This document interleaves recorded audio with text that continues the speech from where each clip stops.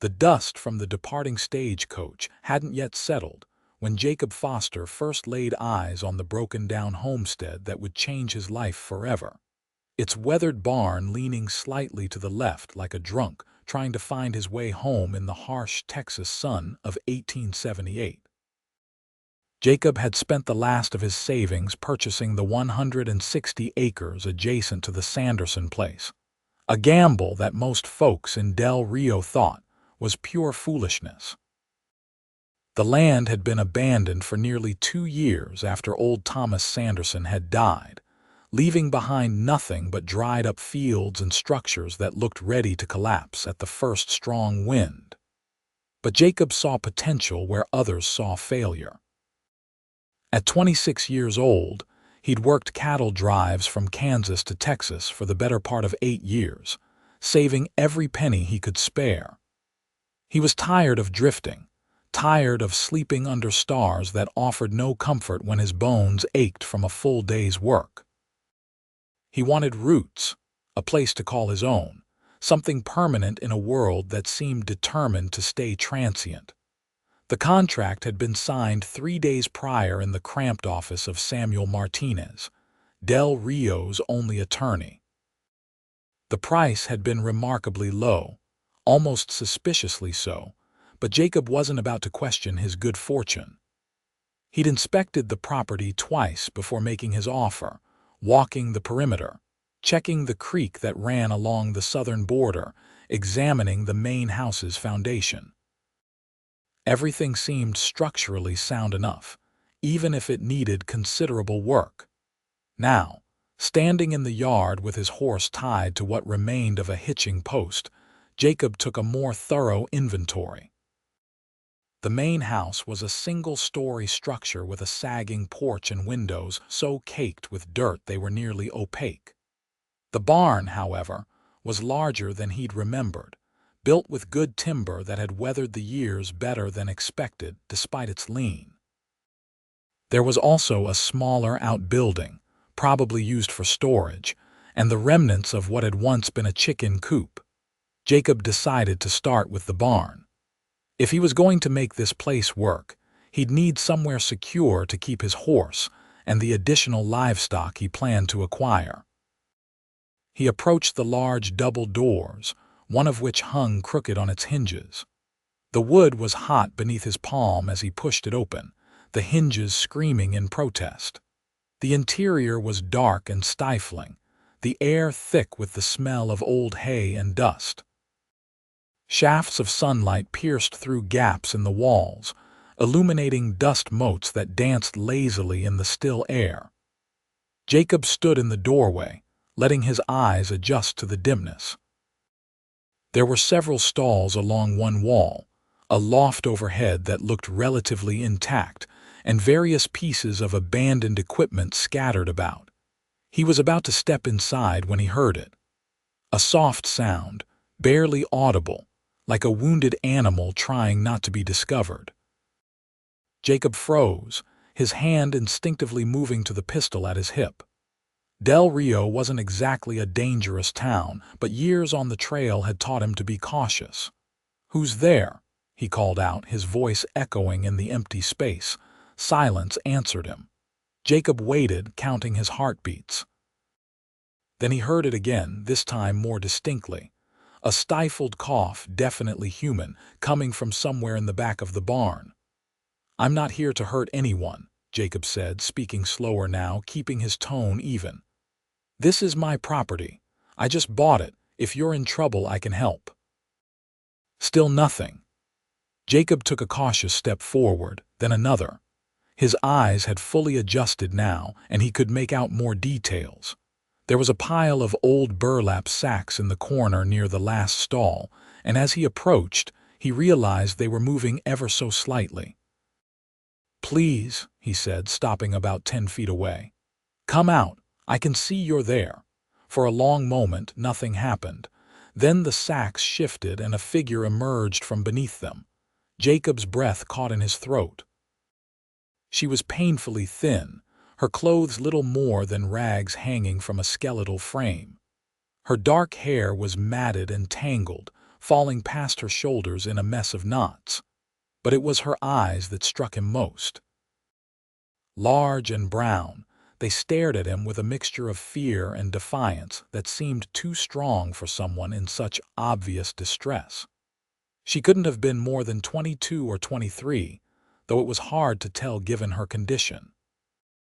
"My God," Jacob breathed, taking an instinctive step forward.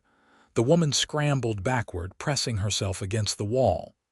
"Don't," she managed to croak, her voice raw and barely audible.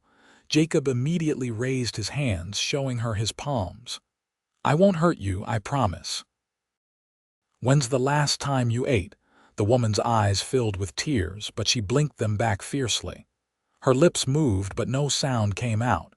Jacob noticed her hands were shaking, not just from fear but from weakness. "Wait here," he said, backing toward the barn entrance. "Don't move. I'm going to get you some food and water. Please, just wait." He hurried to his horse, fumbling with the saddlebags where he kept his provisions. His mind was racing. How long had she been hiding in there? Who was she running from? The questions could wait. Right now, she needed help, and asking too many questions would only scare her more. Jacob grabbed the canteen, some dried beef, hardtack, and an apple he'd bought in town. It wasn't much, but it was all he had on hand. He returned to the barn, moving slowly and deliberately, making sure she could see everything he was doing. The woman was still pressed against the wall, watching him with those enormous eyes. Jacob stopped a good distance away and set the items on the ground, then stepped back. "Please," he said. "Eat, drink. I won't come any closer." For several heartbeats, she didn't move. Then, slowly, as if her body was overruling her mind, she crept forward. Her movements were unsteady, and Jacob realized she was probably weak from hunger. She grabbed the canteen first, uncorking it with trembling hands and drinking so fast that water spilled down her chin. "Slow," Jacob cautioned gently. "Not too fast or you'll make yourself sick." She paused, gasping, then forced herself to take smaller sips. After a moment, she set the canteen down and reached for the dried beef. She tore into it with her teeth, chewing desperately. Jacob watched, his heart aching at the sight. How long had she been starving in his barn? When she'd finished the beef and half the hardtack, she slowed down, some of the frantic desperation leaving her movements. She looked at him again, and this time there was something else in her expression besides fear. Gratitude, perhaps, or maybe just exhaustion. "What's your name?" Jacob asked softly. She swallowed hard, wiping her mouth with the back of her hand.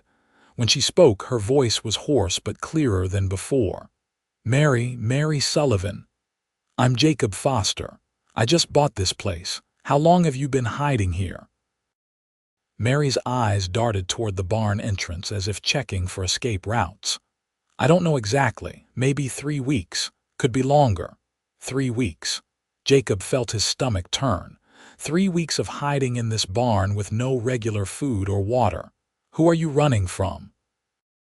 The question made her flinch, and immediately Jacob regretted asking it. "I'm sorry. You don't have to answer that, not right now anyway." But Mary surprised him by answering. "My uncle, Garrett Sullivan. He owns the ranch about 15 miles north of here.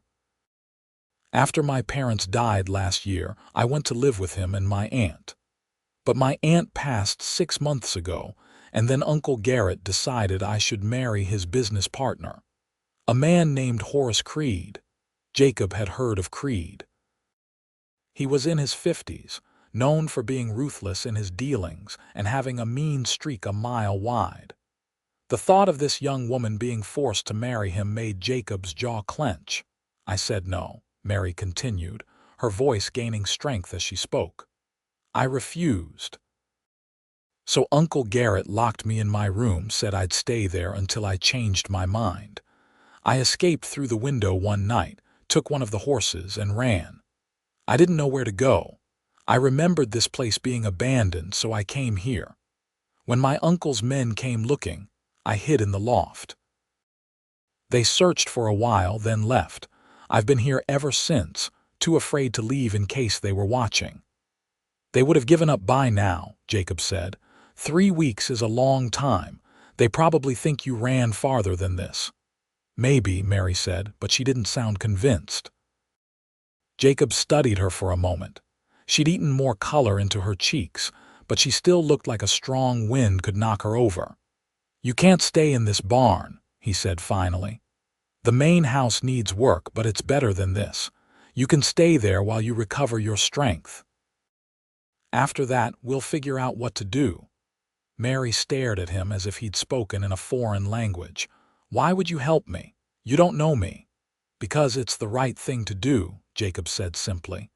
And because no one should be forced to marry someone they don't want to. Can you walk? Mary nodded, though when she tried to stand, her legs buckled. Jacob moved forward instinctively, catching her before she fell. She tensed in his arms, and he immediately loosened his grip, giving her space while still supporting her weight. Easy, he said. Lean on me, we'll take it slow. Together, they made their way out of the barn and across the dusty yard to the main house. Jacob shouldered open the door, revealing an interior that was surprisingly clean despite 2 years of abandonment. The furniture was covered in dust sheets, and there were mouse droppings in the corners, but the structure was sound. He helped Mary to an old sofa, removing the dust sheet with one hand before easing her down onto it. She sank into the cushions with a sigh that seemed to come from her very soul. "Thank you," she whispered, her eyes already starting to close. "Rest," Jacob said. "I'll see what I can do about getting this place more livable." Mary was asleep before he finished speaking, her breathing evening out into the deep rhythm of exhaustion. Jacob stood there for a moment, looking down at her. He'd come to Del Rio looking for a fresh start, a place to build something of his own. He hadn't expected to find a starving woman hiding in his barn, and he certainly hadn't expected to feel this sudden, fierce protectiveness toward a complete stranger. But as he looked at Mary's gaunt face, peaceful now in sleep, Jacob knew his life had just gotten a lot more complicated. And somehow, he didn't mind at all. The rest of that first day passed in a blur of activity. Jacob worked to make the house more comfortable, sweeping out dust and mouse droppings, opening windows to let in fresh air, and checking the roof for leaks. The well out back still had good water, which was a relief. He filled several buckets and brought them inside, then started a fire in the old cast iron stove to heat some water for washing. Mary slept through most of it, occasionally stirring but not waking. Jacob checked on her periodically, relieved each time to see her still breathing steadily. He wasn't sure what condition she was really in. 3 weeks of near starvation could do terrible things to a person. As the sun began to set, painting the Texas sky in shades of orange and red, Jacob heated some beans and made coffee. The smell must have woken Mary, because he turned from the stove to find her sitting up, watching him with those large, wary eyes. "How are you feeling?" he asked. "Better," she said, and her voice did sound stronger. "I need to wash up. Is there water?" "I heated some for you," Jacob said, gesturing to a large pot on the stove. "There's soap and a cloth on the table. I'll give you privacy." He stepped out onto the porch, closing the door behind him. The evening air was cooling down from the day's heat, and Jacob leaned against the porch railing, watching the last light fade from the sky. His mind was full of questions and concerns. Mary Sullivan was in danger, that much was clear. Her uncle would likely keep looking for her, especially if there was money or property involved in this marriage arrangement. Jacob didn't know the full situation, but he knew enough to understand that hiding her wouldn't be simple. The door opened behind him, and Mary stepped out. She'd washed her face and hands, and even tried to do something with her hair, pulling it back into a loose braid. In the fading light, he could see her features more clearly. She had a strong jaw, high cheekbones, and those expressive brown eyes that seemed to hold both strength and vulnerability in equal measure. "The beans are ready," Jacob said. "You should eat more, but slowly. Your stomach needs time to adjust." They ate in silence, sitting on the porch steps. Mary took small bites, clearly forcing herself to eat slowly even though Jacob could see she wanted to devour everything in sight. When she'd finished about half of what he'd given her, she set the plate aside. "I can't eat any more right now," she said. "But thank you for all of this." "You're welcome," Jacob said. "I know you probably have questions about what happens next. To be honest, I do too." Mary nodded, wrapping her arms around herself despite the warm evening. "I can't go back to my uncle. I won't marry Horace Creed. I'd rather die." "It won't come to that," Jacob said firmly. "But we need to think this through. Your uncle has resources, I'm guessing. Money men." "He owns one of the larger ranches in the area," Mary confirmed. "And yes, he has plenty of ranch hands who do whatever he asked. Horace Creed is even worse. He owns half the businesses in Del Rio and several of the surrounding towns. Between them, they have considerable influence." Jacob absorbed this information with growing concern.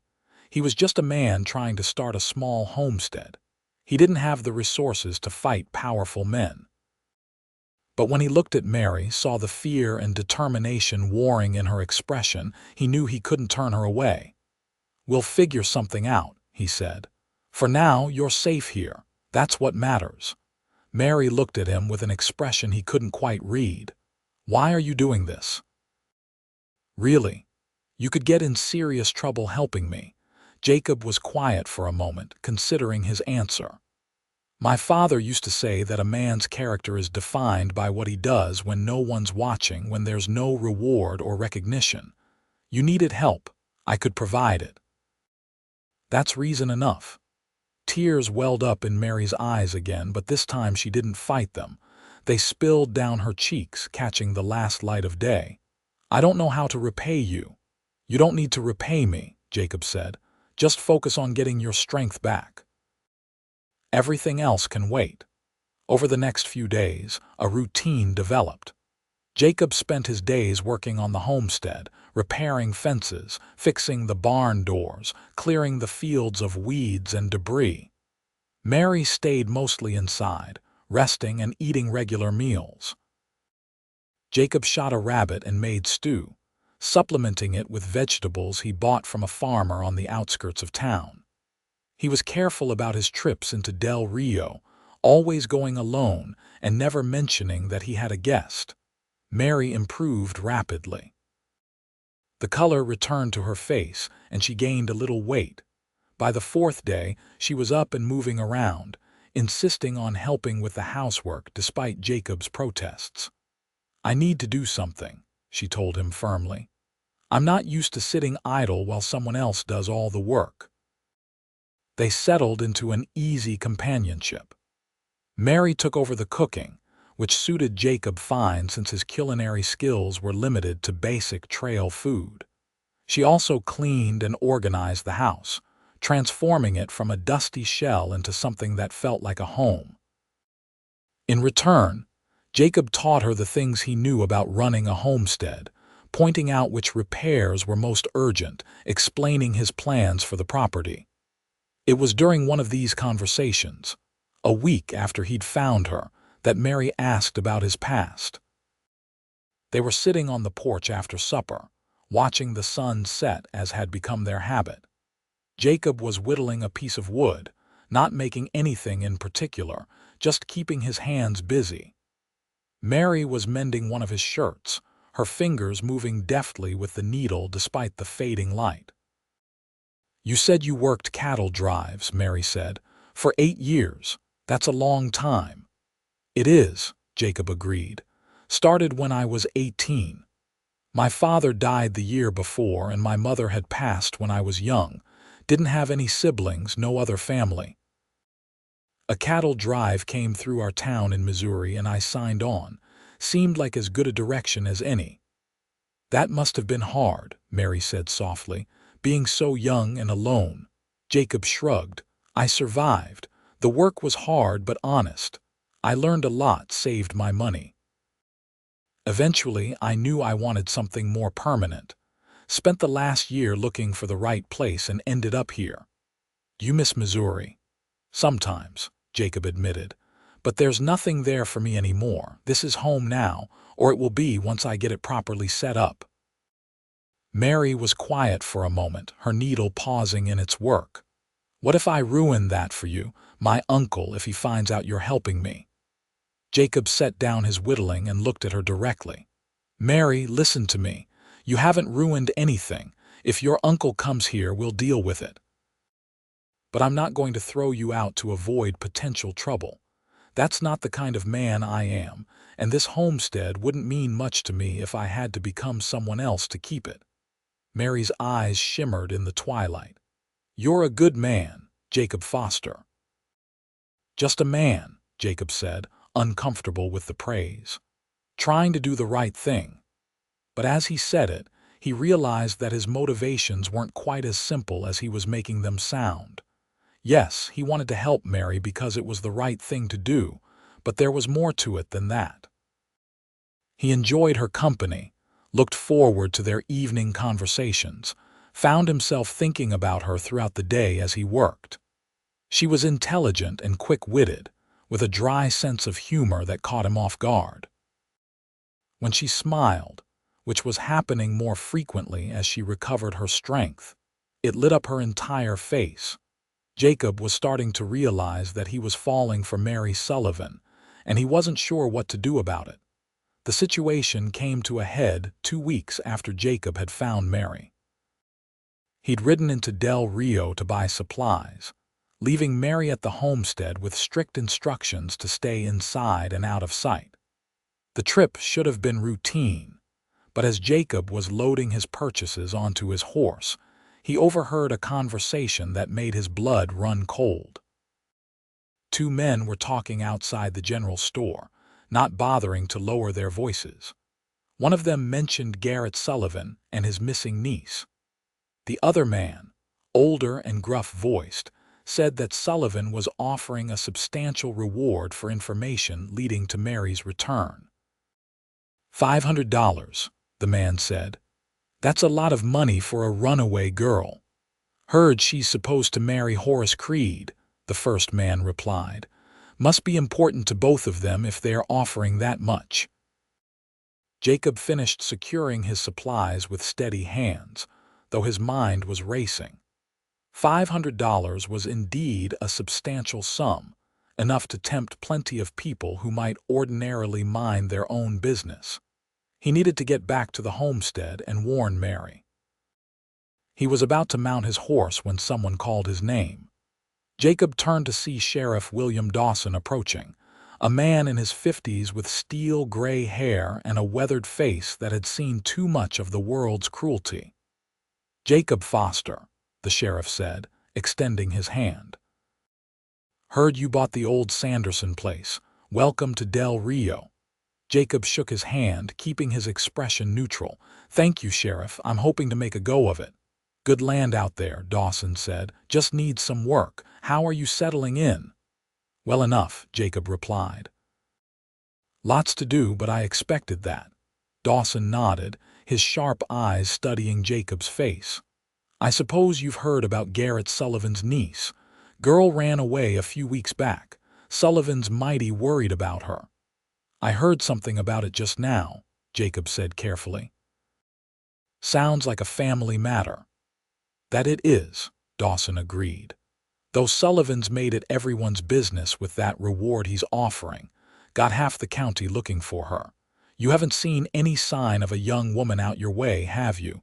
Maybe someone looking for water or food?" Jacob met the sheriff's eyes steadily. "No, sir. Haven't seen anyone. Like I said, I've been busy with the property." Dawson held his gaze for a moment longer than was comfortable, and Jacob had the distinct impression that the sheriff knew more than he was letting on. But finally, Dawson nodded. "Well, if you do see or hear anything, you let me know. Sullivan's worried about his niece's safety. The way Dawson said it, with just the slightest emphasis on the last word, made Jacob wonder if the sheriff shared his doubts about Sullivan's true concerns. "Of course," Jacob said. "Now, if you'll excuse me, I need to get back before dark." He mounted his horse and rode out of Del Rio at a steady pace, forcing himself not to hurry even though every instinct screamed at him to gallop. He couldn't afford to look suspicious. The ride back to the homestead felt longer than usual. Jacob's mind turned over possibilities and problems. The reward had raised the stakes considerably. He trusted Mary's account of why she'd run, but her uncle's version of events would be different. Sullivan would paint himself as a concerned guardian trying to protect his wayward niece. And with Horace Creed's influence added to Sullivan's, Jacob didn't stand much chance if things came to a confrontation. When the homestead came into view, Jacob was relieved to see everything looked normal. Smoke rose from the chimney, indicating Mary had kept the fire going. He dismounted quickly and carried the supplies inside. Mary looked up from where she was folding laundry, her smile of greeting fading when she saw his expression. "What's wrong?" Jacob set down his bags and told her about the reward, about the sheriff's questions. Mary's face went pale and she sank into a chair. $500, she whispered. "That's more than most people in Del Rio make in a year." "I know," Jacob said. "Mary, we need to think about this carefully. Your uncle isn't going to give up, and with that kind of money being offered." "I should leave," Mary interrupted. "I should go somewhere far away, maybe California or Oregon, somewhere my uncle won't find me." "That's not safe either," Jacob argued. "A woman traveling alone, you'd be vulnerable to all sorts of dangers." "But if I stay, I put you in danger too," Mary said, her voice breaking. "Jacob, I can't let that happen. You've done so much for me already." Jacob pulled up a chair and sat across from her. "Mary, look at me." She lifted her eyes to his, and he could see the fear and guilt warring in them. "I'm not going to let anything happen to you," Jacob said firmly. "We'll figure this out together, but you running off alone isn't the answer." "Then what is?" Mary asked helplessly. "Because I don't see a way out of this. My uncle has the law on his side. He's my legal guardian until I'm 25 or married. He can claim I'm not in my right mind, that I need protection, and no one will question him because he's rich and powerful." Jacob was quiet for a moment, an idea forming in his mind. It was bold, maybe even crazy, but it might be the only solution that would truly protect Mary. "What if you were married?" he asked slowly. Mary blinked at him. "What? Think about it," Jacob said, warming to the idea even as he spoke. "You said your uncle is your guardian until you're 25 or married. If you were married, he'd have no legal claim on you anymore. You'd be your own person, or rather, your husband's responsibility." "But I'm not married," Mary said, confusion clear in her voice. Jacob took a deep breath. "You could be, if you married me." The silence that followed was deafening. Mary stared at him as if he'd grown a second head. Jacob felt his face heating but forced himself to continue. "I'm not saying it would be a real marriage," he said quickly. "Not unless you wanted it to be. But legally, it would protect you. Your uncle couldn't force you to marry Horace Creed if you were already married to someone else. And as your husband, I'd have every right to keep you here, to refuse to hand you over to your uncle." Mary's mouth opened and closed several times before she found her voice. "Jacob, that's insane. You can't just marry someone to solve their problems. What about your life, your plans?" "My plans included building this homestead," Jacob said. "Having someone to share it with would actually make things easier, not harder. And honestly, Mary, I can't think of another way to protect you. Not one that doesn't involve you running or going back to your uncle." Mary stood up abruptly, pacing across the room. "This is too much." I can't ask you to do this." "You're not asking," Jacob pointed out. "I'm offering." She turned to face him, her expression conflicted. "But marriage, that's not something to be taken lightly. It's supposed to be about love and building a life together, not just a legal arrangement to escape my uncle." "And it could be that," Jacob said quietly, "if we wanted it to be." Mary froze, her eyes widening. "What are you saying?" Jacob stood and crossed to her, stopping a respectful distance away. His heart was hammering in his chest, but he'd started this conversation and he needed to finish it honestly. "I'm saying that over these past 2 weeks, I've come to care about you, Mary. I enjoy your company. I respect you. I find myself thinking about you when I should be thinking about fence posts and crop rotation. I'm not saying I'm in love with you because I think that takes more time than 2 weeks, but I could be. Easily. And maybe that's a foundation we could build on." Mary's eyes filled with tears, but she didn't look away. "Jacob, I don't know what to say. I care about you too. How could I not? You saved my life. You've been nothing but kind and respectful. But marriage, think about it," Jacob said gently. "That's all I ask. We don't have to decide right this moment. But with that reward out there, we don't have unlimited time either." Mary nodded slowly, wiping at her eyes. "I'll think about it. I promise." They didn't speak much for the rest of the evening, both lost in their own thoughts. Jacob lay awake long into the night, wondering if he'd made a terrible mistake by suggesting marriage. But every time he considered taking the offer back, he remembered the fear in Mary's eyes when she'd talked about Horace Creed, the determination in her voice when she'd said she'd rather die than marry him. If Jacob's offer of marriage could prevent that, then he couldn't regret making it. The next morning, Jacob woke to find Mary already up, making breakfast. She looked like she hadn't slept much either, but there was a resolution in her bearing that hadn't been there the night before. "I've been thinking about your offer," she said without preamble as Jacob sat down at the table. "And I have some conditions." Jacob's heart leapt, but he kept his voice steady. "I'm listening." Mary set down her spoon and turned to face him fully. "If we do this, I want it to be a real marriage, not in name only. I don't mean right away," she added quickly, color rising in her cheeks. "I mean, we need time to get to know each other better. But I don't want to enter into this thinking of it as temporary or fake. If we're going to do this, we commit to making it work, to building a real life together." "I agree," Jacob said immediately. And Mary continued, "I want to contribute. This would be our homestead, not yours with me as a guest. I can cook, clean, manage a household. I can even help with the animals once we have more. My father taught me a lot before he died. I'm not asking for an equal partnership in every physical task, because I know that wouldn't be practical. But I want to feel like I'm contributing, like I'm not just someone you're protecting."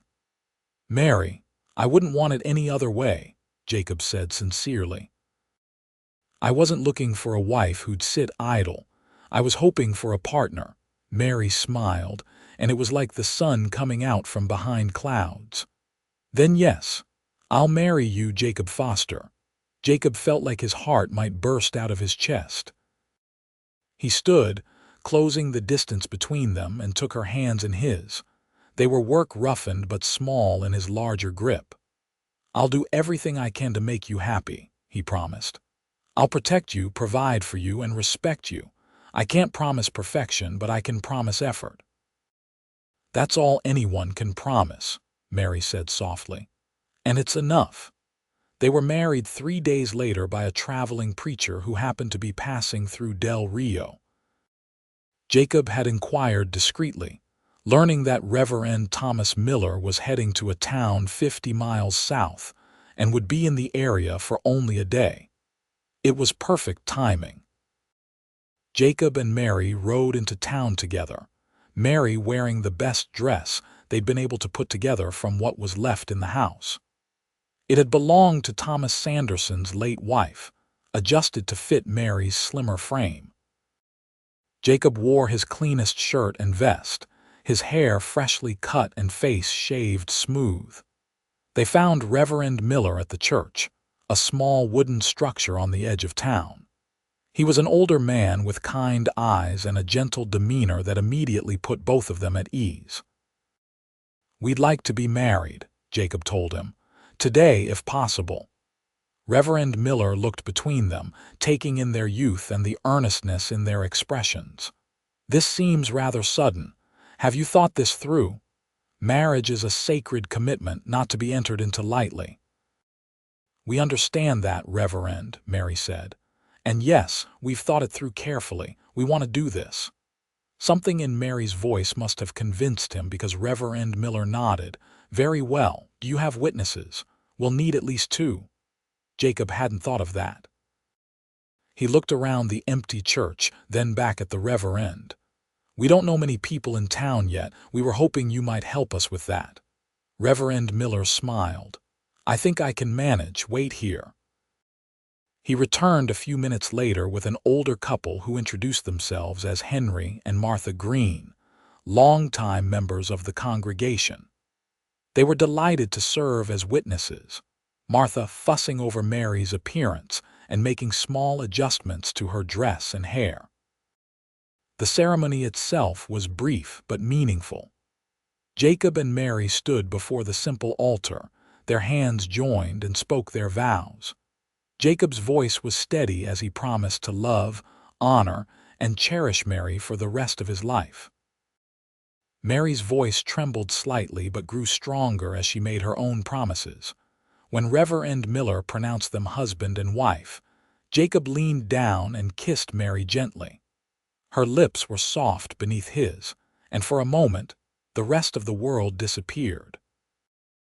There was only Mary, only this moment, only the promise they'd just made to each other. They signed the marriage certificate, with the Greens adding their signatures as witnesses. Reverend Miller provided them with an official copy, stamped and dated. "Congratulations," he said warmly. "May God bless your union with happiness and prosperity." Jacob paid the Reverend's fee and thanked the Greens for their help. As he and Mary left the church, Jacob felt a weight lift from his shoulders. Mary was his wife now. Legally, officially, she was under his protection. Her uncle couldn't force her to do anything she didn't want to do. They rode back to the homestead in companionable silence, the marriage certificate safely tucked in Jacob's saddlebag. It wasn't until they were nearly home that Mary spoke. "You think we should tell my uncle? Or just wait for him to find out?" Jacob had been thinking about that question. "I think we should tell him. The sooner he knows, the sooner he'll stop looking for you. We can send a letter through the sheriff. That way it's official and witnessed." Mary nodded slowly. "You're right. And it would be better to control how he finds out rather than having him discover it on his own." That evening they composed a letter together. It was brief and to the point. "Uncle Garrett, I am writing to inform you that I am well and safe. I have married Mr. Jacob Foster, owner of the homestead adjacent to the old Sanderson property in Del Rio. As I am now a married woman, I am no longer under your guardianship. I hope you will respect my choice and my marriage, and allow me to live my life in peace. Your niece." Mary Foster. Jacob read it over several times, then nodded. "This should work.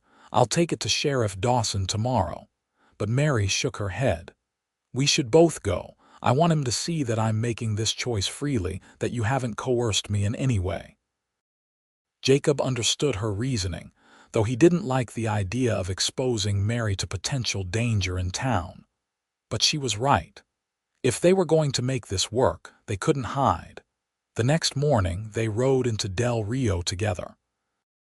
Jacob could feel Mary's nervousness in the tension of her body, but she sat tall in the saddle, her chin lifted in determination. Sheriff Dawson was in his office, going through paperwork. He looked up in surprise when Jacob and Mary entered. "Jacob Foster," he said, then his eyes moved to Mary. His expression shifted, recognition and understanding dawning. And this must be Mary Sullivan. Mary Foster, Jacob corrected, placing a protective hand on his wife's back. We were married 2 days ago by Reverend Miller. Here's the certificate. He handed over the document. Sheriff Dawson examined it carefully, his experienced eyes checking every detail. Finally, he looked up at Mary. Are you here of your own free will, Mrs. Foster? Has anyone forced you or coerced you into this marriage? Mary met his gaze steadily. I'm here of my own free will, Sheriff. No one has forced me to do anything. I married Jacob because I wanted to, because he's a good man who treats me with respect. That's more than I can say for the marriage my uncle was trying to force on me. Dawson nodded slowly. I see. Well, this certainly changes things. He looked at Jacob. You know Garrett Sullivan isn't going to be happy about this. I expect not, Jacob said. But Mary is my wife now, legally married. Her uncle has no claim on her. Legally, you're right, Dawson agreed. But Sullivan and Horace Creed aren't men who take disappointment lightly. You'd best be careful. We will be, Jacob assured him. We have a letter here from Mr. Sullivan. We'd like you to deliver it if you would. That way he can't claim he wasn't informed properly. Dawson took the letter, reading it quickly. This seems reasonable. I'll ride out to Sullivan's ranch this afternoon and deliver it personally. At least that way I can make sure he receives the news in a calm setting. Thank you, Sheriff, Mary said. I appreciate your help. After they left the sheriff's office, Jacob and Mary walked through town, making a point of being seen together. They stopped at the general store to buy supplies, at the bank where Jacob introduced Mary as his wife, and at the post office. With each stop, word would spread. By evening, everyone in Del Rio would know that Mary Sullivan had married Jacob Foster. As they rode back to the homestead, Mary seemed more relaxed than Jacob had seen her since he'd found her in the barn. It feels real now, she said. Like I really am free. You are, Jacob assured her. Whatever happens with your uncle, you're your own person now. My wife, if you want that, but not anyone's property. Mary reached over and squeezed his hand. I do want that, want to be your wife, I mean, in every way. The words hung in the air between them, weighted with meaning. Jacob felt heat rise in his face but didn't look away from Mary's steady gaze. We don't have to rush anything, he said. We have time to get to know each other better. I know, Mary said, but I wanted you to know that I'm not thinking of this as a marriage in name only. When the time is right, I want a real marriage with you, Jacob. That night, they sat on the porch as usual, but something had shifted between them. There was a new awareness, a sense of possibility that hadn't been there before.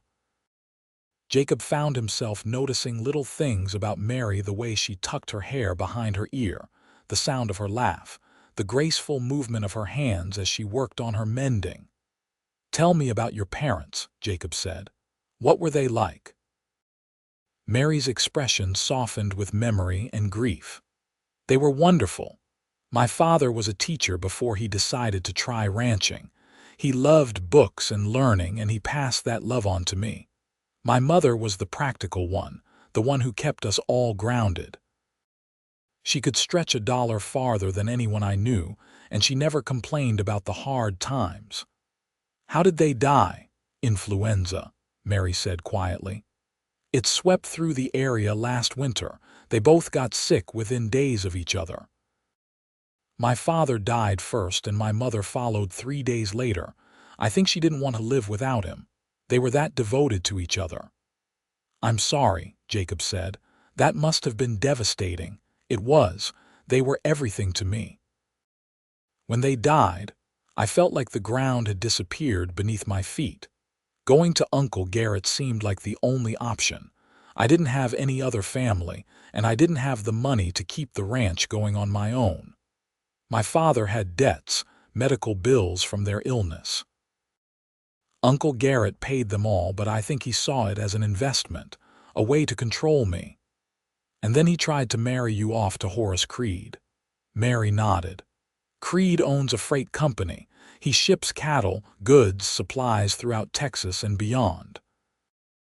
Uncle Garrett wanted a partnership with him, and apparently I was part of the deal. Creed had been widowed twice already, both wives dying under suspicious circumstances, though nothing was ever proven. The thought of marrying him, of being trapped in that situation. She shuddered. Jacob reached over and took her hand. You're safe now, I promise you that. Mary interlaced her fingers with his.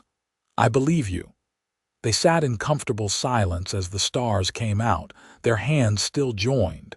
It was a small thing, holding hands, but it felt significant. A connection, a promise, a beginning. 3 days later, Garrett Sullivan arrived at the homestead. Jacob saw the dust from the approaching horses long before they arrived. He'd been repairing the fence around what would be the vegetable garden, but immediately set down his tools and headed for the house. Mary was inside, baking bread. She looked up when Jacob entered, saw his expression, and paled. My uncle.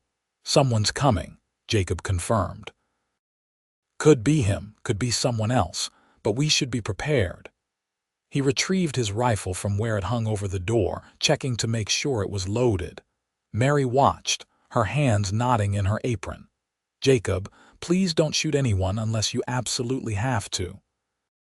I won't, Jacob assured her, but I won't be caught unprepared either. They went out onto the porch together, presenting a united front.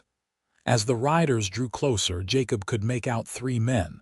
The one in front was older, maybe in his 50s, with silver-streaked hair and a stern face. He rode like a man accustomed to authority, his posture stiff and unyielding.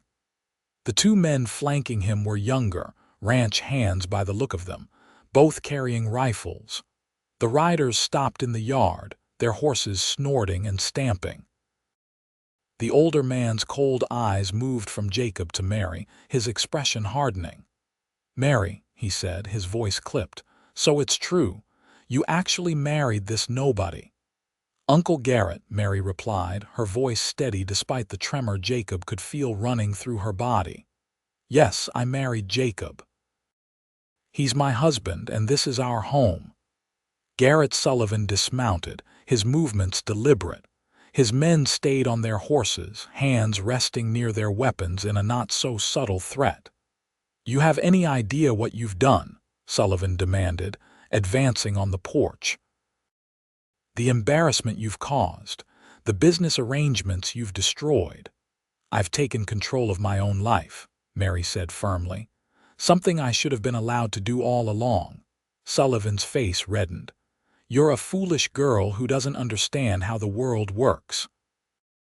That land your parents left you, those debts I paid off, that all came with expectations. I didn't ask you to pay those debts, Mary shot back. You offered, and I certainly didn't agree to be sold off to Horace Creed to seal some business deal. Jacob stepped forward, placing himself slightly in front of Mary. Mr. Sullivan, I understand you're upset, but Mary is my wife now, legally and in the eyes of God. Whatever arrangements you had planned, they're no longer relevant. I'd appreciate it if you'd respect that and leave us in peace. Sullivan's eyes narrowed as he looked at Jacob, clearly reassessing. What's your game, Foster? You after her inheritance? Because I hate to disappoint you, but there isn't much left after the debts were paid. I'm not after anything except a life with my wife, Jacob said. I bought this homestead with my own money, saved from years of honest work. I don't need Mary's inheritance, I just need Mary. Sullivan laughed, but there was no humor in it. How noble. Tell me, Mary, what did you tell him? What lies did you spin to make yourself the victim in all this? I told him the truth, Mary said. That you tried to force me to marry a man I didn't want, a man with a reputation for cruelty. That when I refused, you locked me in my room and said you'd keep me there until I agreed. I was protecting you, Sullivan snapped. You were hysterical, not thinking clearly. The marriage to Horace would have secured your future, given you a position in society. It would have made me miserable, Mary countered. But you didn't care about that. You only cared about what you could gain from the arrangement. Sullivan's hand moved to his hip, and Jacob immediately raised his rifle, not pointing it directly at the older man but making his readiness clear. "I think it's time you left, Mr. Sullivan," Jacob said quietly. "Mary has made her choice. She's my wife and she's staying here. If you have a problem with that, you can take it up with Sheriff Dawson or a judge, but you're not taking her from this property." For a long moment, Sullivan stared at them, his face a mask of fury. Then he turned to his men. "Mount up. We're leaving."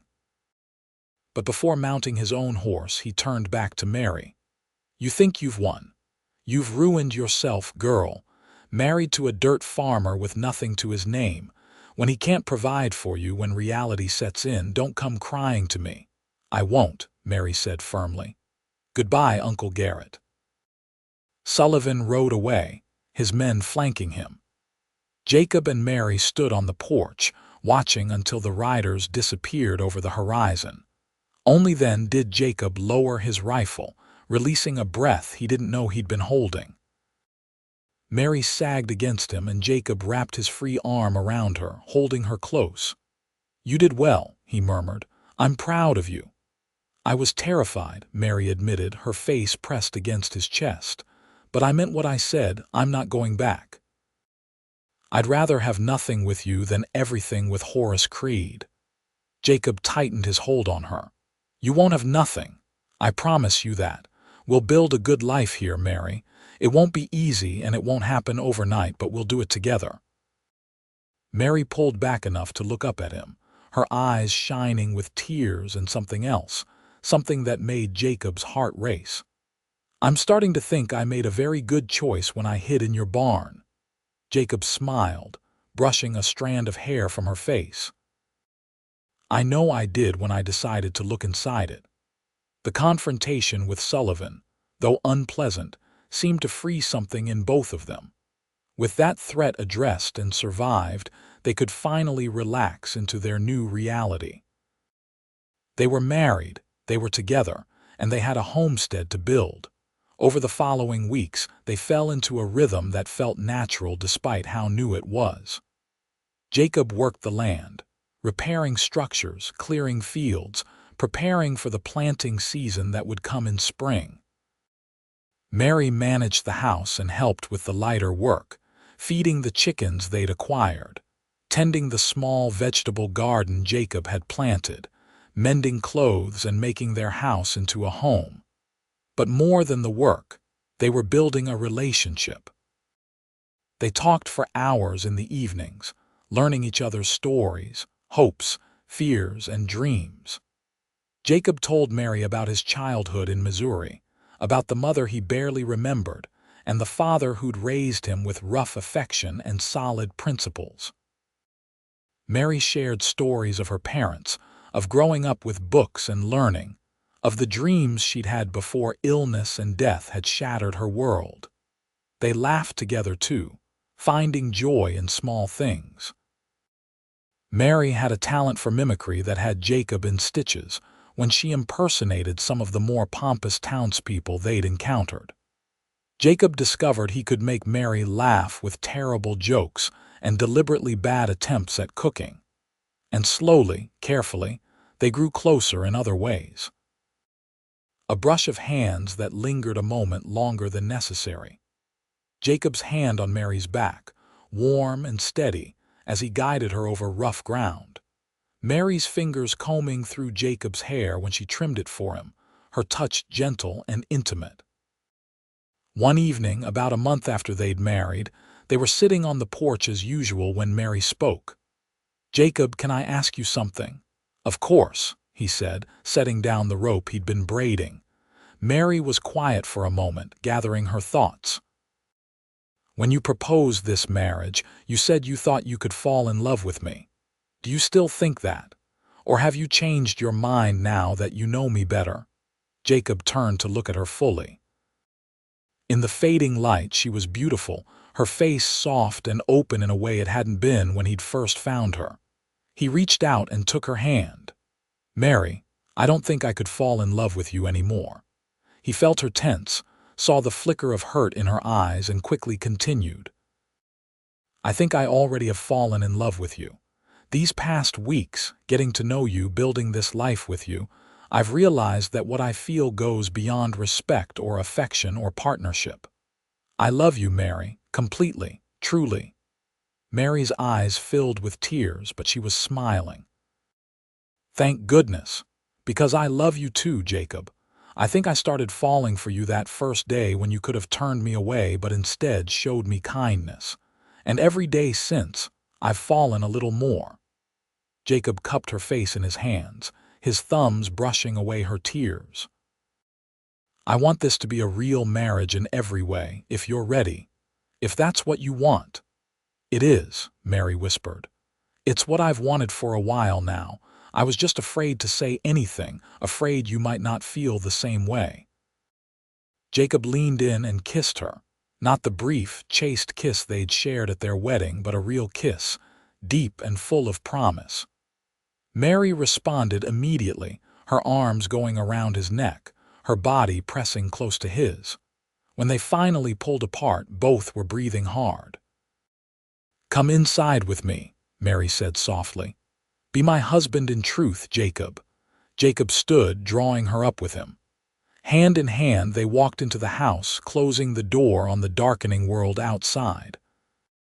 The small bedroom they'd been sleeping in separately became truly theirs that night, a space of intimacy and discovery, of passion and tenderness. Jacob had been with women before, brief encounters during his years on the trail that had been more about physical need than emotional connection. But this was different. This was Mary, his wife, the woman he loved. Every touch, every kiss, every whispered word was infused with meaning. When they came together, it felt like the final piece of a puzzle sliding into place, making them not just husband and wife in name, but truly one. Afterward, they lay tangled together in the narrow bed, Mary's head on Jacob's chest, his arms wrapped securely around her. "Are you happy?" Jacob asked softly. Mary lifted her head to look at him, her eyes glowing in the lamplight. "Happier than I ever thought I could be again. You've given me so much, Jacob. A home, safety, love. I never expected any of this when I was hiding in that barn, half-starved and terrified." "And you've given me everything I didn't know I was looking for," Jacob replied. "A partner, a companion, someone to build a life with. I bought this homestead thinking I'd work it alone, that I'd be content with just the land and the work. But having you here, sharing it with you, it's made everything better, made everything mean more." Mary kissed him softly. "I love you so much." "I love you too," Jacob murmured. "Now and always." They fell asleep in each other's arms, more content than either had been in years. The months that followed were busy and productive. Jacob and Mary worked together to make the homestead thrive. They planted crops, corn and wheat and vegetables. Jacob bought cattle, just a small herd to start, and built proper enclosures for them. Mary's skills with animals proved invaluable. She had a gentle way with the livestock that calmed even the most skittish creatures. They also made friends in Del Rio. The Greens, who'd witnessed their wedding, became regular visitors, with Martha often bringing Mary recipes or cuttings from her garden. Jacob developed a good working relationship with several other ranchers in the area, men who respected his hard work and fair dealing. Even Sheriff Dawson became something of a friend, stopping by occasionally to check on them and share news from town. There was one more confrontation with Garrett Sullivan, about 3 months after the first. He arrived without his men this time, riding up to the homestead one afternoon when Jacob was in the fields. Mary was hanging laundry when she saw him approach and immediately called for Jacob. Jacob arrived quickly, wiping sweat from his face, positioning himself between Sullivan and Mary. But the older man's demeanor was different this time. He looked tired, somehow diminished. "I'm not here to cause trouble," Sullivan said, raising his hands placatingly. "I just wanted to talk to Mary if she's willing." Mary stepped forward, though she stayed close to Jacob. "What do you want to say?" Sullivan looked at her for a long moment, then sighed. "I wanted to apologize and to tell you that you were right." Mary's eyes widened in surprise. "What? Horace Creed," Sullivan continued, his voice heavy. "There was an incident last month. A young woman who worked in one of his businesses. She accused him of assault, said he forced himself on her. Her family went to the law, made enough noise that it couldn't be ignored. Sheriff over in Eagle Pass arrested him." Jacob felt Mary stiffen beside him. "What happened?" "He's awaiting trial," Sullivan said. "But more women have come forward now, telling similar stories. It looks like the accusations against him regarding his late wives were probably true too. He paused, swallowing hard. "I nearly pushed you into marrying a monster. If you had married him, if anything had happened to you, that blood would have been on my hands." Mary was quiet for a moment, processing this information. When she spoke, her voice was steady but not unkind. "Thank you for telling me. And yes, you did try to force me into that marriage. You chose business interests over my safety and happiness. That hurt, Uncle Garrett. It still hurts." "I know," Sullivan said quietly. "I convinced myself I was doing what was best for you, that I knew better. But I was wrong. You're clearly happy here, clearly well cared for." He looked at Jacob. "You were right about him, Mary. He's a good man." "He is," Mary agreed, taking Jacob's hand. "The best man I know." Sullivan nodded. "I won't bother you again, but I wanted you to know that I'm sorry, truly sorry, for what I tried to do. And I'm glad you got away, glad you found someone who actually deserves you." He turned to leave, but Mary called out, "Uncle Garrett." He looked back. "Thank you for apologizing. It means something, and I forgive you." Sullivan's eyes grew shiny. "You're a better person than I deserve, Mary. Be happy." This time when he rode away, there was no anger or bitterness in the parting, just a chapter closing, allowing a new one to truly begin. That night, as Jacob and Mary lay in bed, Mary was quiet and thoughtful. "What are you thinking about?" Jacob asked, running his fingers through her hair.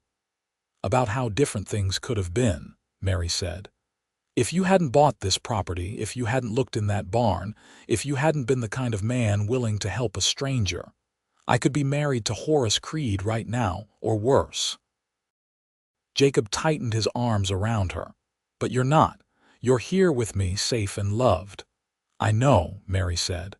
"And I'm grateful every single day, but it makes me think about all the women who aren't as lucky, who don't have someone to help them escape bad situations." "What are you thinking?" Jacob asked, sensing there was more. Mary propped herself up on one elbow, looking down at him. "What if we could help? Not just me, but other women in bad situations. We have this homestead, this space. What if we could offer refuge when it's needed?" Jacob considered this. "It would be complicated, potentially dangerous even." But as he looked at Mary's earnest face, he remembered how she'd looked when he'd first found her, frightened and starving. If they could prevent others from reaching that point, how could he say no? "We'd have to be careful," he said slowly. "But yes, if someone needs help, truly needs it, we can offer it. This can be a safe place."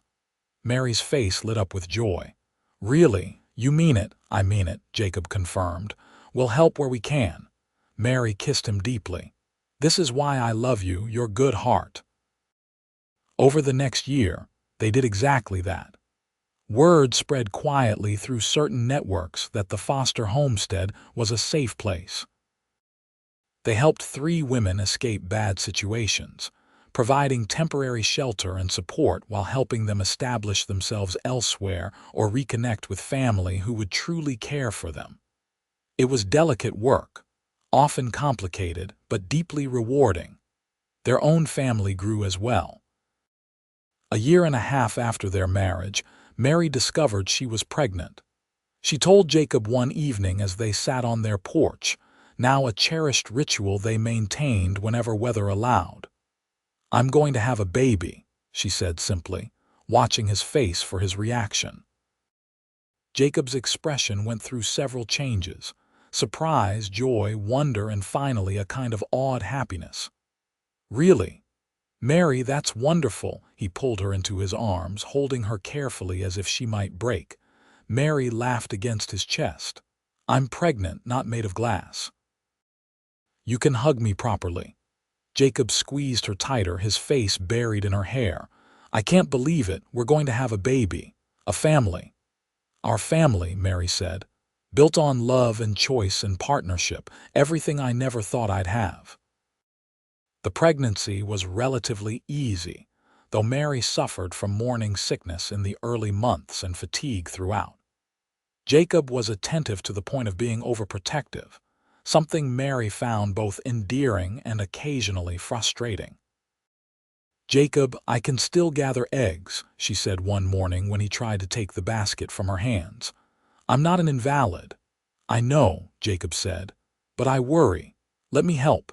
Mary softened, recognizing the concern for what it was. "I appreciate your care, but I also need to stay active. The midwife said it's good for me and the baby. How about this? I'll do the lighter tasks and I promise to rest when I get tired. And you can help with the things that are truly difficult." "Deal, deal," Jacob agreed, though he still watched her like a hawk. Their son was born in the spring, arriving just as the wildflowers were blooming across the Texas plains. The labor was long and difficult, with Martha Green serving as midwife. Jacob waited outside, pacing the porch until Martha finally called him in. Mary lay exhausted in their bed, her hair plastered to her forehead with sweat, but smiling radiantly. In her arms was a tiny, red-faced baby with a surprisingly thick shock of dark hair. "Come meet your son," Mary said softly. Jacob approached slowly, hardly daring to believe this was real. He looked down at the infant, so small and perfect, and felt his eyes fill with tears. "He's beautiful," Jacob managed. "You're both beautiful." "Do you want to hold him?" Mary asked. Jacob nodded, unable to speak. Martha showed him how to support the baby's head, and then his son was in his arms, tiny and warm and miraculous. The baby opened his eyes, dark blue like all newborns, and seemed to look right at Jacob. "Hello," Jacob whispered. "I'm your father. And I promise I'm going to do everything I can to give you a good life, to teach you to be a good man. I promise to love you and protect you and be the best father I know how to be." The baby yawned, unimpressed by the speech, and Mary laughed softly. "What should we name him?" They'd discussed names before, but nothing had felt quite right. Now, looking at his son, Jacob knew. "Thomas," he said. "After your father, if that's all right with you." Mary's eyes filled with tears. "Thomas Foster, it's perfect. My father would have been so proud." Thomas proved to be a relatively easy baby, though he kept them up plenty of nights with crying and feeding. Jacob threw himself into fatherhood with the same dedication he applied to everything else, learning to change diapers, walking the floor with Thomas when he was fussy, singing terrible off-key lullabies that somehow soothed the baby to sleep. Mary recovered her strength quickly, her natural resilience asserting itself. Within weeks, she was back to managing the household, though now with a baby on her hip or sleeping in a cradle Jacob had built from smooth pine. Life settled into a new rhythm, busier than before but rich with meaning. The homestead continued to prosper. Their crops did well, and the cattle herd grew. Jacob hired a young man named David Chen to help with the heavier work, the son of a Chinese immigrant family who'd settled in Del Rio. David was hardworking and honest, and he became part of their extended family. When Thomas was 2 years old, Mary became pregnant again. This time, she knew what to expect, though each pregnancy was different. Their daughter, Anna, was born in the winter, arriving quickly and easily compared to her brother's dramatic entrance. She had Mary's brown eyes and Jacob's stubborn chin, and she was adored from the moment she drew breath. Thomas was fascinated by his baby sister, insisting on helping with everything. He'd bring diapers, sing to her in his toddler voice, and gently pat her head whenever she cried. Jacob and Mary watched their children with hearts full of love and gratitude. One evening, when Anna was about 6 months old and Thomas was running around the yard chasing fireflies, Jacob and Mary sat on their porch. It had been expanded over the years and now wrapped around the side of the house, providing shade and a perfect vantage point for watching the sunset. "You remember the day we met?" Mary asked, her hand in Jacob's as Anna slept in her lap. "Of course," Jacob said. "I'll never forget walking into that barn and finding you hiding in the corner, scared and starving." "I thought my life was over," Mary said quietly. "I'd run out of options, out of hope. I was just trying to survive one more day, and then you appeared and everything changed." "You changed my life too," Jacob said. "I thought I was just buying a homestead, starting over in a new place. I never expected to find you, to fall in love, to build all of this." He gestured at the yard, the barn, the fields beyond, all the evidence of their years of hard work. "We built it together," Mary said. "That's what makes it special. Not the land or the house or even the children, wonderful as they all are, but the fact that we chose each other, chose this life, and made it work through partnership and love." Jacob leaned over and kissed her temple. "Best choice I ever made, offering to marry you." "Second best," Mary corrected with a smile. "The best was deciding to look in that barn in the first place," Jacob laughed. "Fair point." They sat in comfortable silence, watching Thomas play, listening to Anna's soft breathing, and feeling the peace of a life well lived. Neither of them had expected to find this, to build this kind of happiness from such difficult beginnings. But they had, and it was more precious because of the journey that had brought them here. 5 years later, the Foster Homestead was one of the most successful small ranches in the Del Rio area. Jacob and Mary had expanded their operations, diversifying into both cattle and horses. Mary had discovered a talent for training horses, particularly the difficult ones that others gave up on. Her gentle, patient approach worked wonders, and people came from surrounding counties to buy horses trained by Mary Foster. They'd added onto the house twice, creating more space for their growing family. Anna, now nearly 6, had been joined by twin brothers, Sam and Ben, born 3 years prior. The house rang with laughter and occasional arguments, the beautiful chaos of a family that was loved and secure. Thomas, at 8 years old, was already showing signs of the man he'd become. Hardworking, thoughtful, protective of his younger siblings.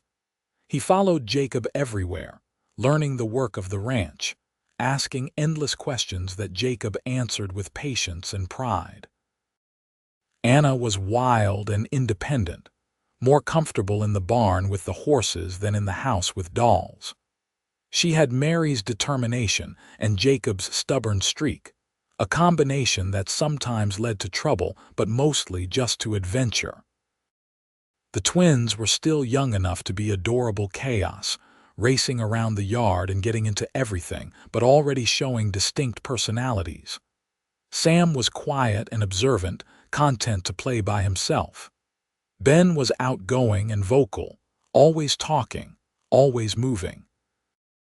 Jacob often found himself pausing in his work to just watch his family, struck by how blessed he was. Mary, still beautiful but now with laugh lines around her eyes and sun-kissed skin from hours spent working outside. His children, healthy and happy, growing up with opportunities and love. The land, productive and prosperous through their care and effort. One afternoon, Jacob was in town buying supplies when he ran into Sheriff Dawson, now retired and replaced by a younger man but still living in Del Rio. "Jacob Foster," Dawson greeted him warmly. "How's that beautiful family of yours, growing like weeds?" Jacob said with a grin. "Mary says we're done at 4, but I'm not so sure. She has a way of changing her mind." Dawson laughed. "I remember when you first came to town. A young man with nothing but determination and a homestead that most folks thought would fail within a year. And then you showed up with Mary, married after knowing each other barely any time, and people said that wouldn't last either. You proved them all wrong." "We proved them wrong together," Jacob corrected. "I couldn't have done any of it without Mary. She's the backbone of our operation, the heart of our family." "You chose well," Dawson said. "Both of you did. You know, I never told you this, but I suspected Mary was hiding somewhere on your property from the first time I saw you after she'd run away. You had that look of a man protecting something important." Jacob was surprised. "You knew." "Suspected," Dawson corrected. "But I also knew Mary Sullivan and Horace Creed, knew their reputations. When you came in with that marriage certificate, I was relieved. Meant Mary had found a way out that didn't involve me having to choose between the law and what was right." "What would you have chosen?" Jacob asked curiously. Dawson gave him a long look. "What was right, every time. That's why I eventually gave up the badge, got tired of the compromises." Jacob nodded, understanding. "Well, things worked out. Mary's happy, we're happy, and Creed is in prison where he belongs." "That he is," Dawson agreed. 20 years he got, after all those women testified. Should have been more, in my opinion, but at least he won't hurt anyone else for a long time. They talked a while longer, then Jacob continued with his errands. As he loaded his purchases onto the wagon, he thought about Dawson's words. They had proved everyone wrong. What had started as a desperate gamble, a marriage of convenience to protect a frightened woman, had become a true partnership built on love, respect, and shared purpose. That evening, after the children were in bed, Jacob found Mary in their bedroom, brushing out her hair. He came up behind her, taking the brush from her hand and continuing the task himself, something he'd done countless times over the years. "I saw Sheriff Dawson today," Jacob said. "He said he suspected you were hiding at the homestead all along but chose to look the other way." Mary met his eyes in the mirror. "Did he? I always wondered. He seemed to know more than he let on." "He said he chose what was right over what was law," Jacob continued. "That's a hard choice for a lawman to make. You made the same choice," Mary pointed out, "when you decided to help me instead of turning me in for the reward." "That wasn't a hard choice," Jacob said. "That was easy. You needed help and I could provide it. Everything that came after all of this, that's been the gift. You gave me a family, Mary. You gave me a purpose beyond just working the land. You made this homestead a home." Mary turned on the bench, taking Jacob's hands. "We made it a home together. And we'll continue making it better together for the rest of our lives." Jacob pulled her to her feet and into his arms, holding her close. "I love you, Mary Foster, more than I thought it was possible to love anyone." "I love you too," Mary murmured against his chest. "My cowboy who bought the failing homestead and found more than he bargained for." Jacob laughed softly. "Best bargain I ever made." Years continued to pass, marked by the changing seasons and the growing children. Thomas grew into a tall, capable young man, eventually taking over much of the day-to-day operation of the ranch. He had Jacob's work ethic and Mary's way with animals, a combination that served him well. At 20, he married a sweet-natured girl named Emma from a neighboring ranch, and they built a house on the far edge of the Foster property, expanding the family enterprise. Anna, true to her independent nature, left at 18 to study with a renowned horse trainer in San Antonio. She spent 3 years there, then returned with advanced skills and a reputation of her own. She set up a training operation on the homestead, building additional stables and corrals. Men came from across Texas to have Anna Foster train their horses, and she commanded impressive fees for her services. The twins, Sam and Ben, though raised together, chose different paths. Sam discovered a love of learning and became a teacher, moving to a larger town but visiting frequently.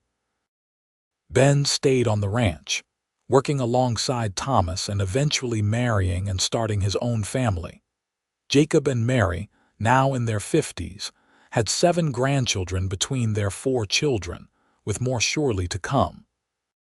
The homestead that Jacob had bought as a failing property decades ago was now a thriving multi-generational operation, providing good livings for multiple families.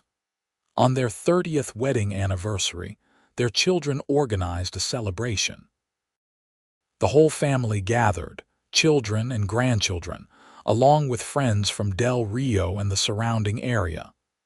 Tables were set up in the yard, laden with food. Music played, and people danced under strings of lanterns as the sun set. Jacob and Mary stood together, watching the celebration, their hands clasped as always. "Did you ever imagine this?" Mary asked. "When you found me in that barn, half dead from starvation, did you imagine it would lead to all of this?" Jacob looked around at their children, their grandchildren, the home and land they'd built together. "No," he admitted. "I imagined giving you a safe place to recover, maybe helping you get somewhere safer. I never imagined falling in love, building a life, creating a legacy." "I definitely didn't imagine it," Mary said. "I thought my life was over. I'd lost my parents, was being forced into a terrible situation, and I'd run out of options. I was just trying to survive. And then you walked into that barn and changed everything." "We changed everything," Jacob corrected gently. "This wasn't just me saving you, Mary. We saved each other. I was drifting, looking for something to anchor me, and you gave me that. You gave me purpose and love and family." Mary leaned her head on his shoulder. "We've had a good life." "The best life," Jacob agreed. "And it's not over yet. We've got years ahead of us still, more grandchildren to spoil, more sunsets to watch from our porch." "More adventures," Mary added with a smile. "Different kinds of adventures than we started with," Jacob said, "but adventures nonetheless." Thomas approached them, carrying 2 glasses of wine. "Mama, Papa, we're about to make a toast. You should come." They walked together to where their family had gathered. Thomas raised his glass and everyone quieted. "30 years ago today," Thomas said, "my parents married. They were young and brave, taking a chance on each other and on building a life together. They didn't have much except determination and love, but they took those 2 things and built all of this." He gestured at the ranch, at the family gathered around them. "They taught us what real partnership looks like, what it means to work together toward common goals. They showed us that family isn't just about blood, but about choice and commitment and love. They opened their home to people who needed help, including David, who's been part of our family for decades now." Thomas nodded at David Chen, now middle-aged and foreman of the ranch, standing with his own wife and children. "But most importantly," Thomas continued, "they loved each other. Through hard times and good times, through challenges and celebrations, they loved each other. That love created all of us, made all of this possible. So please join me in toasting Jacob and Mary Foster, the best parents and grandparents anyone could ask for. To Jacob and Mary." The crowd echoed, raising their glasses. Jacob looked at Mary, saw tears streaming down her face, and felt his own eyes grow wet. "Hey," he said softly, wiping her tears with his thumb, "no crying at our party." Mary laughed through her tears. "These are happy tears."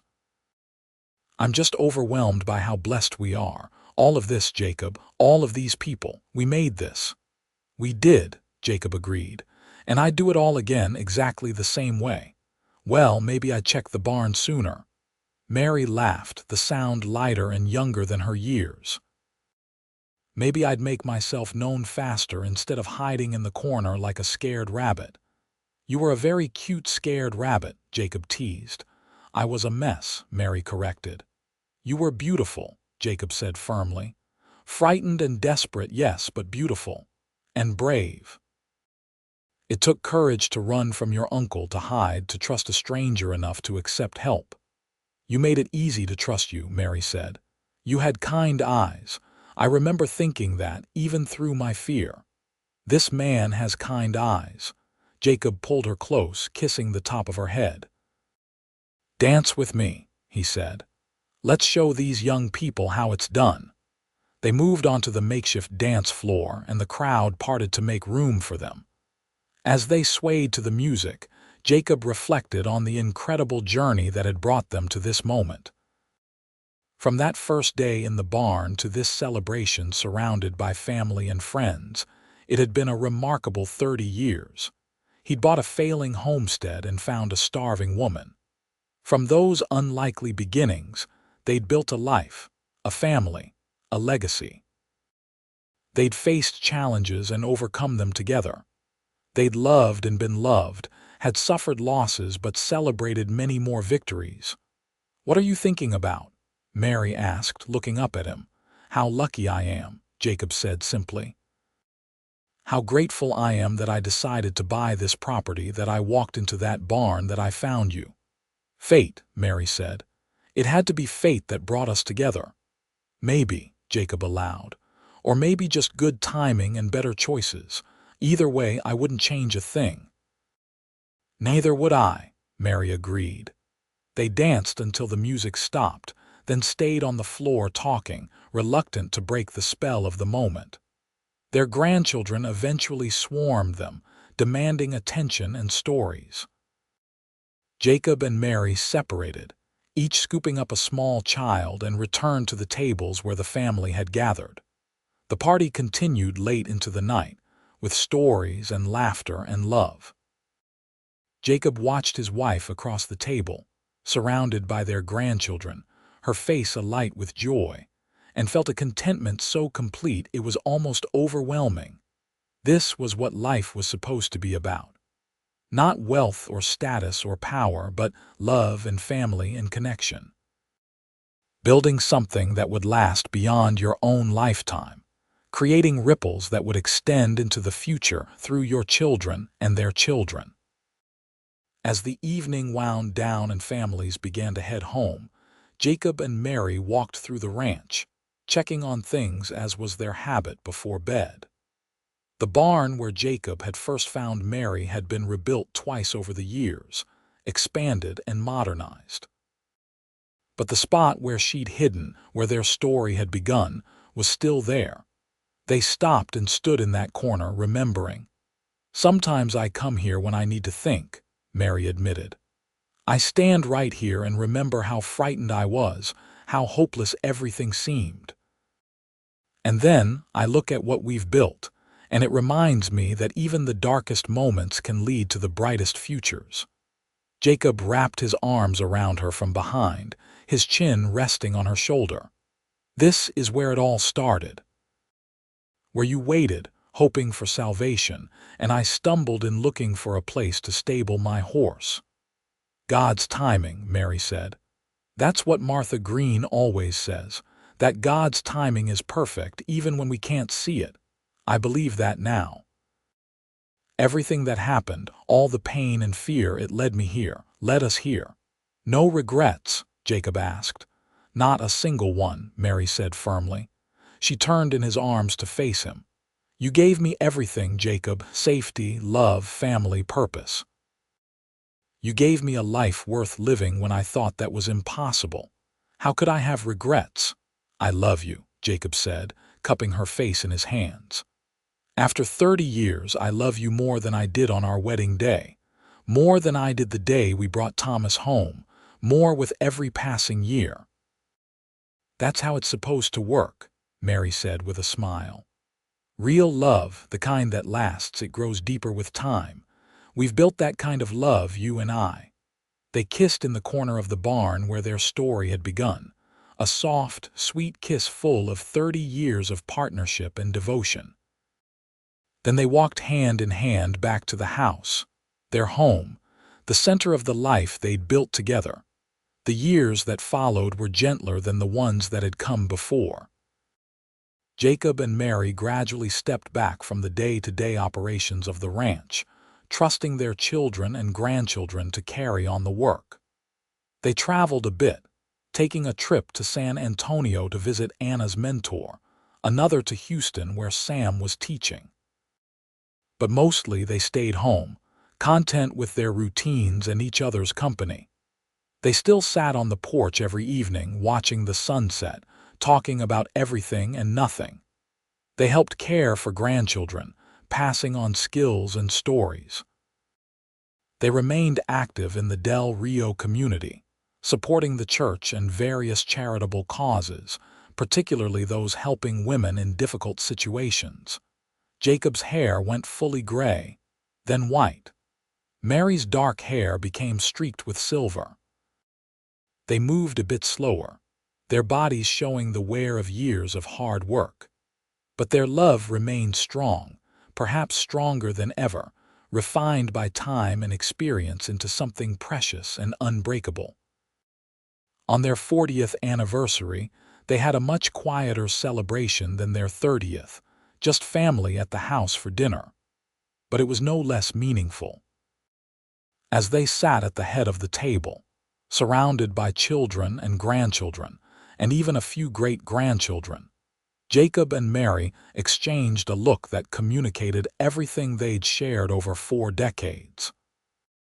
Later that night, as they prepared for bed, Mary sat at her dressing table while Jacob brushed her hair, a ritual they'd maintained through all their years together.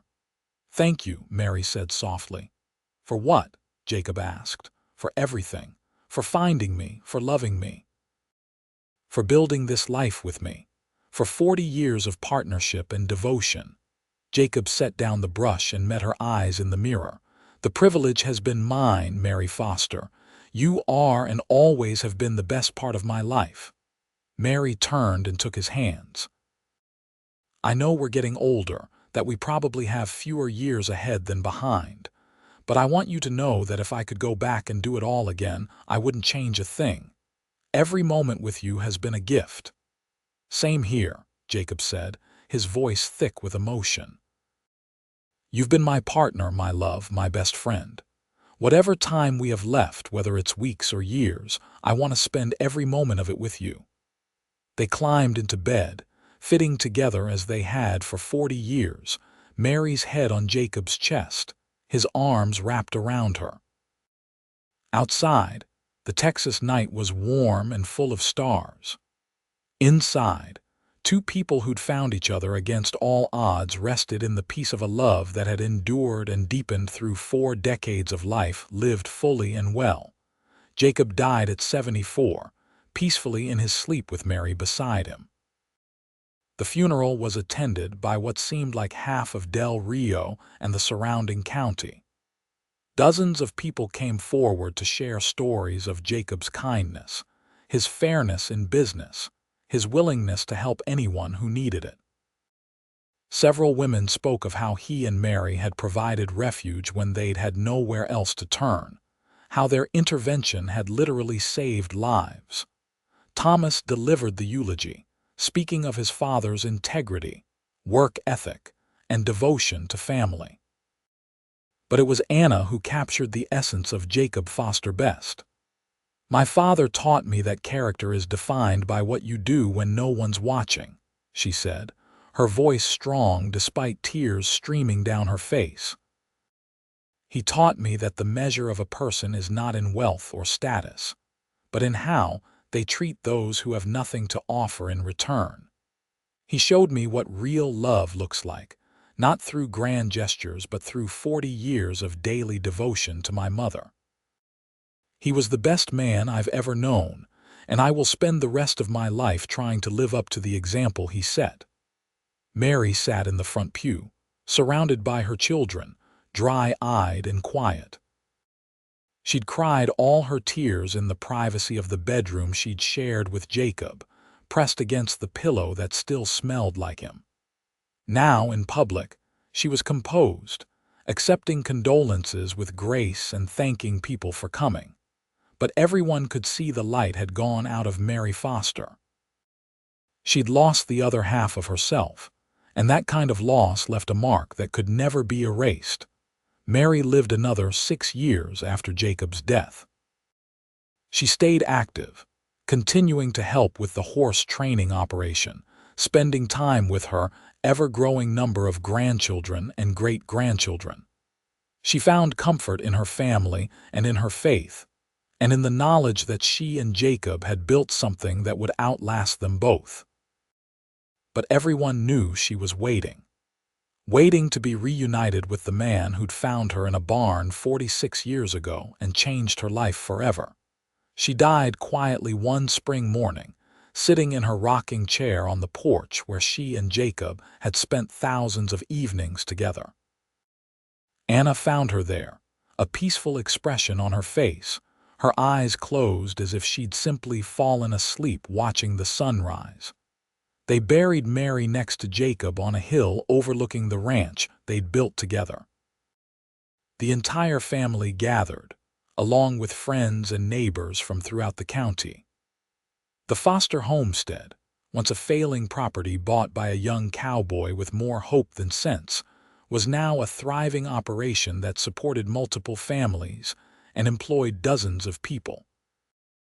All of it traced back to two people who'd chosen each other against all odds and built a life together through love, work, and unwavering commitment. At the funeral, Thomas stood at his parents' graves and told the story one more time. The story of how his father had bought a failing homestead, discovered a starving woman hiding in the barn, and made the choice to help her. How that single choice had led to a marriage that lasted over 4 decades, produced 4 children and dozens of grandchildren and great-grandchildren, and created a legacy that would endure for generations. They were just ordinary people, Thomas said. A cowboy who wanted to settle down and a woman fleeing a terrible fate. But they chose to be extraordinary in how they loved each other, how they built their life, how they treated everyone they encountered. They showed us all what's possible when two people commit to truly being partners, to facing life's challenges together, to never giving up on each other no matter what comes. He paused, looking out over the assembled crowd, then down at the graves of his parents, side by side as they'd been in life. "The Foster homestead will continue," Thomas continued. "We'll keep working this land, raising our families, honoring the example our parents set. But more than that, we'll keep loving the way they taught us to love, generously, faithfully, with everything we have. That's the real legacy of Jacob and Mary Foster. Not the land or the livestock or the buildings, but the love that started in a dusty barn and grew into something beautiful enough to change the world for everyone it touched." As the crowd dispersed, the Foster family remained, standing together on the hill. They were Jacob and Mary's legacy, proof that love could triumph over fear, that partnership could build something lasting, that even the most unlikely beginnings could lead to extraordinary endings. The story of Jacob Foster and Mary Sullivan, the cowboy and the starving woman, would be passed down through generations. It would be told to children and grandchildren, gaining embellishments and losing details, but never losing its essential truth. That love, real love, can transform lives and create legacies that endure long after the people themselves are gone. And on warm spring evenings, when the sun sets over the Foster homestead, casting long shadows across the fields and the barn, it's easy to imagine two figures sitting on that porch, hands clasped, watching the day end together as they did for so many years. Two souls who found each other in the most unlikely of circumstances and chose to build something beautiful that would last far beyond their own lifetimes. That was the story of Jacob and Mary Foster. A love story set in the Wild West, as heartfelt as it was fast-paced, as tender as it was triumphant. A story that began with desperation and ended with legacy, with every moment in between filled with the kind of love that people spend lifetimes searching for and rarely find. Their graves rest on that hill still, side by side, overlooking the land they loved and the family they built. And the Foster homestead continues, generation after generation, testament to what two people can create when they choose love over fear, partnership over isolation, and hope over despair.